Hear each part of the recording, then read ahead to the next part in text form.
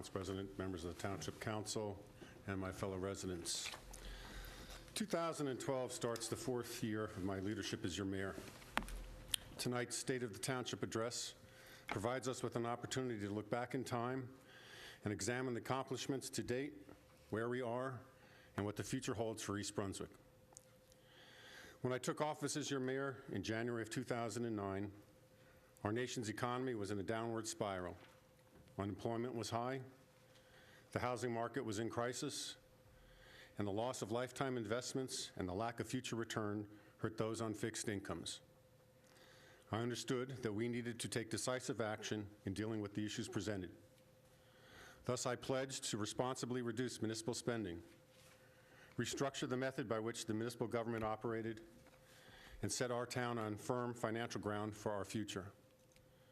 I'm pleased to say that those goals have been reached. And tonight, I'm announcing that when I present my budget to the Township Council, the budget will call for a tax decrease. 3 years of hard work and planning is now paying dividends, and a reduction in municipal taxes is appropriate and will provide tax relief for our residents. In addition, the economic future of East Brunswick is bright. Businesses are making million-dollar investments in our town, and the Route 18 commercial corridor is once again alive with new businesses that are thriving. How is all this accomplished?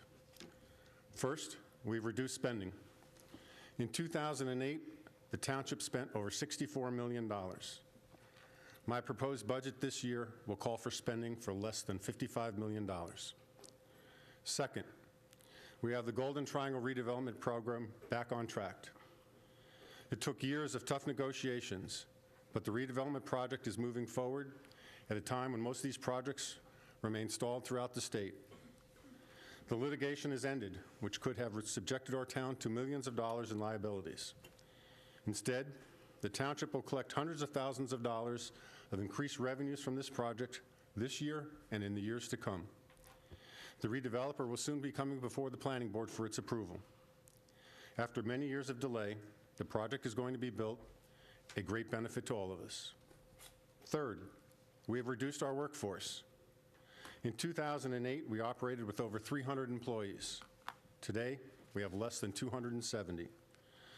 I continue to work with Jim White, the township's business administrator, to examine every position and find ways to continue to consolidate when the opportunities arise.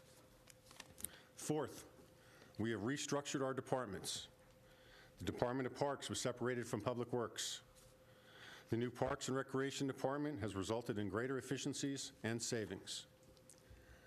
I've appointed new department heads at Parks and Recreation, the Water and Sewer Utility, Planning and Engineering Department, and the Public Safety Department. In addition, every department has restructured their own work staff. I'm proud to report that our departments are now more than ever involved in cross-training activities, which allows them to work together as one cohesive unit. The challenges presented by the weather in 2011, whether it was the long-forgotten blizzard, Hurricane Irene, or the wet, damaging snowstorm of October, our employees pulled together to help each other in providing services and assistance to our residents. Fifth, we negotiated new contracts with our unions. In recent years, we negotiated tough but fair contracts that call for pay freezes for a number of years, increased health care contributions, and increased pension contributions by the employees, and there were other givebacks. In addition, under my leadership, outside professionals like lawyers and engineers were hired at reduced rates, and I instructed our in-house engineering department to become more involved in the capital projects, further reducing expenses. Sixth, we dissolved the sewage authority. When I examined the rationale for the township having an independent sewer authority, I realized that the premise for such an autonomous organization no longer made economic sense. I asked Lou Neely, the township's chief financial officer, to develop a financial and management plan that would dissolve the sewage authority and bring it back within the township's control. Lou did not disappoint me, and his plan was brilliant. This action has saved the utilities users hundreds of thousands of dollars and stopped a rate increase from occurring last year. In addition, the combined water and sewer utility provide greater efficiencies on how we use our workforce and thus provide better services to our residents.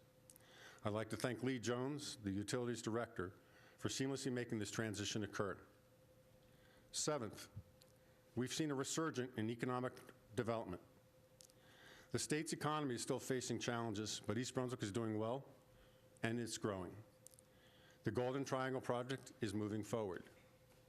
Summerhill Square is booming with new stores like Annie Says, Five Below, Ulta, Pier 1, Torrid, Muscle Maker Grill, and a beautiful relocated David's Bridals.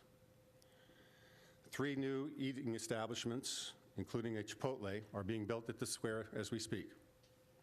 The Chrysler Jeep Dodge dealership is back in business. Stop and Shop opened a new store. Harbor Freight Tools is opening a branch. Penny's underwent a major multi-million-dollar renovation and opened a Sephora in its store. Panera Bread and other merchants are moving into Brunswick Square Mall, and the mall is adding a new entrance. An application is pending before the Planning Board for the construction of a new modern drugstore on Route 18, and there are many more development plans in the pipeline. The vitality and the strength of the East Brunswick market has not been unnoticed by the business community. This economic resurgence provides our residents the opportunity to shop locally and also provides much-needed growth to the township's budget, thereby reducing the tax burden on the residential component. My Shop East Brunswick program continues to be successful, and the new East Brunswick Business Alliance is increasing its presence in the town.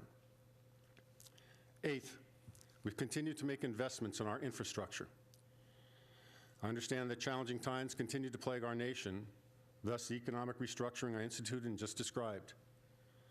But I believe it's equally important to continue to make investments in our community to protect our property values and the level of services that our residents demand. 2011 saw the opening of the Comfort Station at the Heavenly Farms Athletic Complex and the continued rehabilitation of the Pine Ridge Park, which will be completed this spring. Funding for both these projects were assisted by grants from the Middlesex County Board of Chosen Freeholders, and I'm thankful for the continued support of East Brunswick. We continue to repair miles of roads in our residential neighborhoods. We worked hard to comply with the 2013 FCC mandate of narrowband radio technology that will ensure better coverage for our first responders. After years of hard work, the price tag for this system was reduced by millions of dollars. Our financial strength has allowed us to borrow money at an interest rate of less than 1%. This is the time to continue to make investments in our future, as this interest rate is historically low. Next month, I will present a capital budget to the Township Council that will ask for the least amount of money in a capital budget in over 15 years. I've reviewed every departmental request, and I'm only supporting projects that are critical to meet the needs of our residents. We must continue to improve our residential streets. We must continue to ensure that our fleet of municipal vehicles is maintained. We must replace an aging, leaking library roof. These are not frills, these are absolute needs. I strongly encourage the Township Council to fund these valuable projects. Even though I continue to work on the 2012 operating budget, I know that each taxpayer will pay less money to support the municipal government this year. However, we will continue to offer the same services, if not better. I will continue to cut spending where appropriate, yet on the other hand, some areas will see additional monetary resources. For example, 3 years ago, I reduced the funding to the library given the level of reserves the library had at that time. I want to congratulate Marilyn Firestone, the library's director, and the Board of Trustees for creatively maintaining the services provided by the library over this time period. However, I believe the library is a strong, vibrant need in our community, particularly during these times. Thus, in 2012, I will increase funding for the library. This year, our Parks and Recreation Department will once again offer free entertainment throughout the year for all to enjoy, and a camp program second to none. Our Public Safety Department will continue to protect and serve under the leadership of Deputy Chief Bill Kraus. Department of Aging will continue to be the warm, welcoming second home for our active adults. Our Public Works Department will continue to maintain our streets and clean up whatever Mother Nature seems to want to throw at us. Our parking utility is on solid footing with low parking rates, great bus service, and bus ticket prices well below what other area commuters have to pay. Our aquatic utility, Crystal Springs, will pay off its remaining debt in 2012. Our water and sewer utility continues to offer low rates to their users. East Brunswick, as I said, is on solid financial footing for 2012 and for the years to come.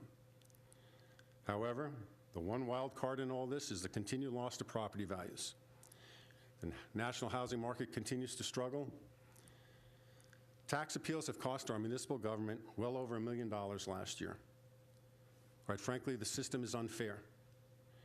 Municipal taxes are but 18 cents of your overall tax dollar, but yet when the township refunds taxes, we are responsible for every penny. It's the same as having to transfer over $1 million of township money to the Board of Education, amongst others. This loss of municipal revenue is unfair, and I continue my call on the state legislator and Governor Christie to correct it. In the interim, I'll work with Frank Colon, our tax assessor, on how best to correct the inequities of the tax structure. As mayor, I work with a great group of people, our municipal employees. I'd like to publicly thank them as they work hard every day with great care and dedication to ensure that the high level of services that our residents demand are provided in the best manner possible. I am most appreciative of their efforts. I'd also like to take this opportunity to thank the many volunteers of the 3 fire districts and the rescue squad who every day are on the front line working to help our friends and our neighbors. Their dedication to our community is quite remarkable, and unfortunately, too many take them for granted. In conclusion, I'm very proud of where East Brunswick stands tonight.